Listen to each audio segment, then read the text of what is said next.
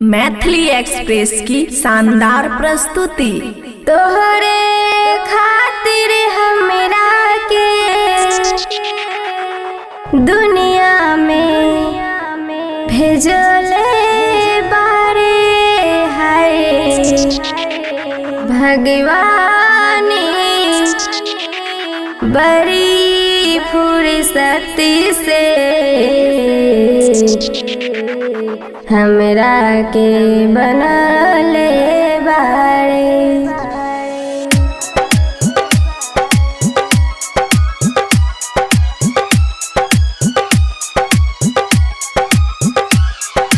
खुशी recording studio बलुआहा। तोहरे खातिर हमरा के दुनिया में भेजले बारे, तोहरे खातिर हमरा के दुनिया में भेजले बारे। भगवान बड़ी फुर्सत से हमरा के बनले बारे। भगवान बड़ी फुर्सत से हमरा के बनले बारे।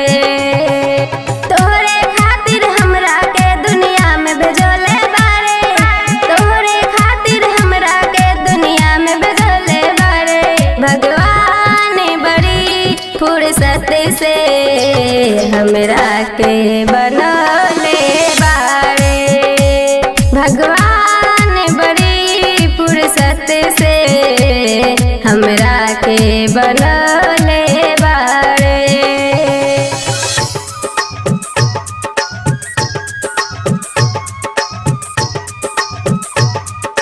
खुशी रिकॉर्डिंग स्टूडियो बलुआहा।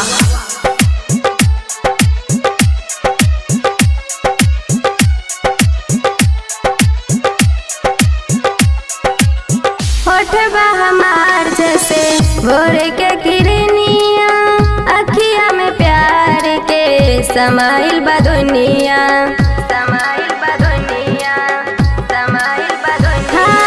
होठबा हमार जैसे भोर के किरनिया, अखिया में प्यार के समाइल बा दुनिया।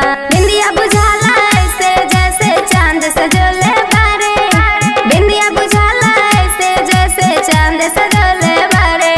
भगवान बड़ी फुर्सत से हमरा के बनले बारे। भगवान बड़ी फुर्सत से हमरा के बनले बारे।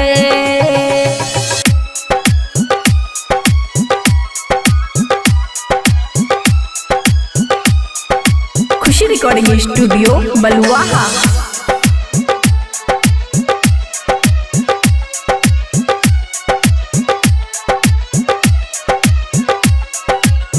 केहू के ईमान रही नाही ओकरा बस में, सोरह सिंगार सजल सोरह बरस में, सोरह बरस में, सोरह बरस में। केहू के ईमान रही नाही ओकरा बस में, सोरह सिंगार सजल सोरह बरस में। हुस्न के जादू अदा के मंत्र मुँह पे चलोले बारे, हुस्न के जादू अदा के मंत्र मुँह पे चलोले बारे।